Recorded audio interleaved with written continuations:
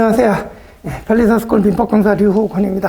여러분 이제 지금 시험이 얼마 안 남았죠, 그죠? 그래서 이제 민법 조문 강의라고 이제 강의를 하게 되는데, 일단 강의 계획서를 좀 보시면 이게 이제 제목이 그냥 조문 강의가 아니라 이제 실전 조문 강의예요. 그래서 여러분들이 이제 처음에 이제 민법을 접하면서 처음에 조문을 읽을 때는 그냥 뭐 이제 조문의 국어적인 의미를 이제 이해하고 이게 뭐 무슨 내용이에요 이런 거에 집중을 하겠지만, 우리 지금 이번 조문 강의는 이제 실전 조문 강의 시험 얼마 앞두고 하는 거라, 그러니까 조문을 입체적으로 읽는다 그러죠. 그러니까 조문을 읽으면서 거기에 해당되는 판례나 기출문제나 이런 게 막 떠올라야 돼요. 여러분들이 이제 이 수준 됐으면, 그죠? 그래서 그런 식으로 좀 심도 있게 이제 조문을 이제 해드릴 거고, 그 다음에 조문에 대해서 또 이제 좀 깊이, 그죠? 그래서 여러분들이 좀 실제 시험에 도움이 될 수 있는 그런 이제 조문 강의를 하려고 이제 마련한 거예요. 그죠?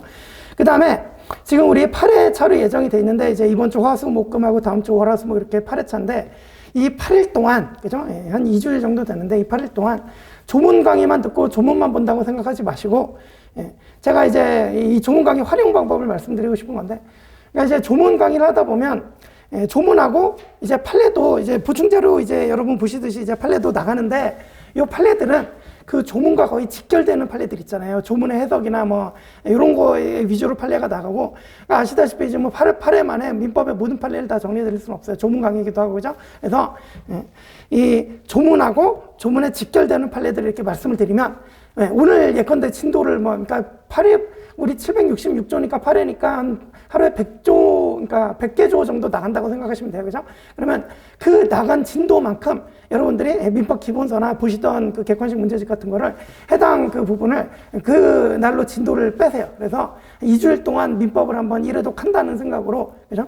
그렇게 이제 봐주시면 도움이 될 거고, 그 다음에 이제 강의하면서 제가 맨날 말씀드리는 게 그 조문을 기초로 판례를 쌓아나가라 그러잖아요. 그죠? 그래서 제가 이제 조문하고 직결되는 판례를 이렇게 이제 만들어 드리면 그 위에 무수한 판례들이 있어요. 그죠? 이런 걸 이제 여러분들이 복습하시면서 이제 기출문제나 기본서나 보고 채워나가시면 된단 말이에요. 그러면 이제 체계가 어느 정도 딱 잡히는 거죠. 여기 이제 이렇게 막 퍼져 있던 판례들이 이제 조문을 기초로 이제 딱 좀 체계가 잡히는 그런 느낌을 좀 받을 수 있도록 복습을 좀 열심히 해 주시면 되겠습니다. 그죠?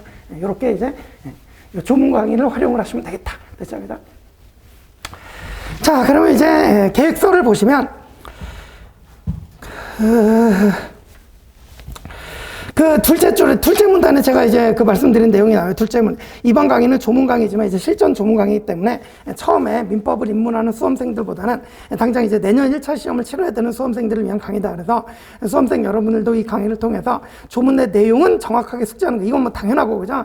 숙지하는 것은 물론이고, 나아가서 이 조문을 통해서 민법 전반을 정리하는 기회로 삼으시기 바란다. 그죠? 이런 말씀입니다. 그죠? 그래서 항상 기본 강의 때부터 조문을 기초로 그 위에 판례를 쌓아나가는 방식으로 학습하시라고 말씀드리는데, 이 강의도 이제 그런 식으로 진행이 된단 말이죠. 그죠? 그래서 조문 강의로 판례가 제한되어 있으니까 수업 시간에 제가 다루어 드릴 수 있는 판례는 조문과 직결되는 판례, 이런 거 이제 한정될 수밖에 없다. 그죠?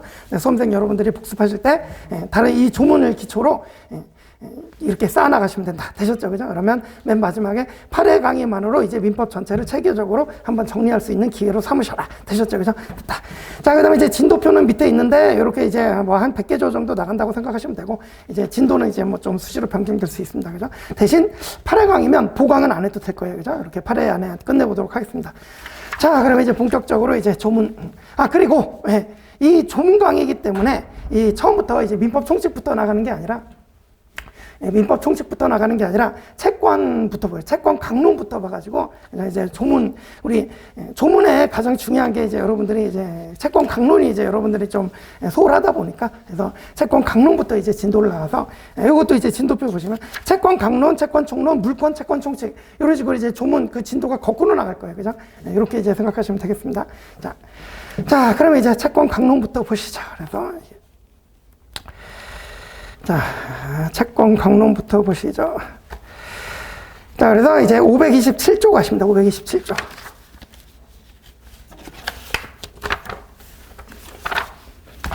자, 527조 가시면, 예, 우리 이제 그 채권 강론 가면 계약법이 제일 먼저 나오죠. 그래서 제2장 계약이고, 제1절 총칙, 그래서 계약에도 또 총칙이 있습니다. 그래서 제1관 계약의 성립이죠. 527조. 자, 계약의 성립은 일단 청약과 승낙으로 성립을 하죠. 그래서 527조 계약의 청약의 구속력. 계약의 청약은 이를 철회하지 못한다. 뭐 이건 이제 아시다시피, 예, 계약의 청약도 의사표시니까 이제 도달해서 의사표시가 효력을 발생한 이후에는 더 이상 철회하지 못한다는 기본적인 이론이 조문에 이제 명시가 돼 있는 거예요. 그죠? 그래서 계약의 청약은 이를 철회하지 못한다. 맞고, 다만 이제 조문은 간단하게 나와 있지만, 도달해서 효력을 발생한 이후에는 철회하지 못하는 거예요. 그 다음에 이제 528조. 승낙기간을 정한 계약의 청약이다. 1항.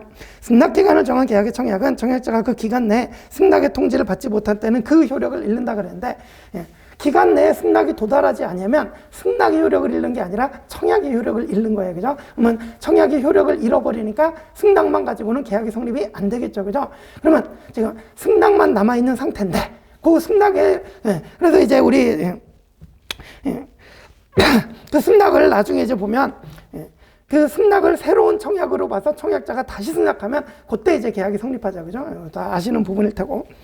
자, 그 다음에 이제 2항을 보시면, 승낙의 통지가 전항의 기간 후에 도달한 경우에 보통 그 기간 내에 도달할 수 있는 발송인 때에는 청약자는 지체 없이 상대방의 그 연착의 통지를 해야 된다. 그러니까 늦게 도달했다 그러면 연착의 통지를 해줘야 된다는 얘기죠. 그래서 이제 요건 이제 그림을 좀 그려봅시다. 그래서 청약을 했다. 이제 갑이 청약을 했다. 승낙 기간을 정해줬다. 요 안에 이제 승낙이 도달해야 된다. 그래서 이 청약의 의사표시를 받은 을이 승낙을 요때 발송을 했다. 그죠? 그러면 우리나라는 사실 뭐 이제 뭐 그렇게 넓지 않아서 보통 한 2일 정도, 뭐 제주도 같은 데 특별한 거 빼고는 한 2일 정도면 도달하잖아요. 그죠? 그래서 요때 발송하면 충분히 요 기간 내에 도달할 수 있었다. 그죠? 그죠? 그런데, 예컨대 우체국의 과실, 그죠? 우체국의 과실 등으로 이렇게 요때 이제 늦게 도달을 해버린 거예요. 그죠? 이렇게 늦게 도달해버렸다. 이렇게 늦게 도달하면 조금 전에 봤지만 승낙 기간 내에 승낙이 도달을 못하면, 그죠? 그러니까 이때 도달하면 계약이 성립되겠지만 승낙 기간 이후에 도달을 해버리면 이 청약의 효력이 상실이 돼버리기 때문에 이때 도달한 승낙만 남아있고 청약이 없어졌단 말이죠. 그럼 계약이 성립 안 하잖아요. 그죠? 그런데 이제 요 조문이 이렇게 통상적이면 요때 도달할 수 있었는데 여기에 나중에 도달한 경우에는 이 을 보고 무슨 의무를 지우냐? 연착 통지 의무를 지우.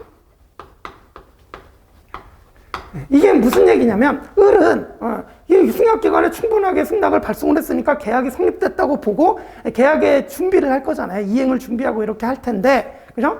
이 사람은 이때 도달한 줄 알았는데 이때 도달해서 계약이 성립 안 하면 기껏 준비했는데 무슨 얘기인지 아시겠죠? 그죠? 그래서 을을 보호하기 위해서 갑으로 하여금 너의 승낙이 기간 내에 도달하지 못했다, 늦게 도달했다, 이 연착을 통지해 주라는 거야.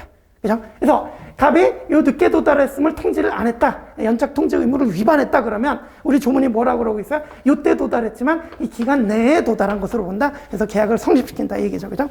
요게 이제 계속 읽어보시면 연착 통지를 해야 된다. 그러나 그 도달 후에 지연의 통지를 발송한 때는 그러하지 아니하다. 요건 이제 조금 이따 말씀드리고, 그다음에 3항 보시면 정약자가 전항의 통지를 하지 아니한 때, 즉 연착의 통지를 하지 아니한 때는 승낙의 통지는 연착되지 아니한 것으로 본다. 기간 내에 도달한 것으로 본단 말이에요. 그죠? 그럼 계약이 성립이 되겠죠. 그죠? 정확하게 하셔야 돼. 우리 이번 조문 강의 취지는 조문을 정확하게 하는 거예요. 그죠? 되셨죠? 그래서 이렇게 통상적으로 이때 도달할 거였는데 이제 기간 후에 도달해버리면 갑은 연착 통지를 해줘야 된다. 연착 통지 안 하면 기간 내에 도달한 것으로 봐서 계약이 성립이 돼버린다. 늦게 도달했지만. 그죠? 자, 그 다음에 이제 조금 전에 봤던 2항 단서에 이제 지연의 통지를 한 경우에는 그렇지 않다 그랬는데, 그죠? 그러니까 이제 요 지연 통지는 뭐냐면 갑이 이렇게 청약을 하고 을이 승낙까지 발송했대요. 근데 아직까지 도달을 안 하고 있는 이 시점에.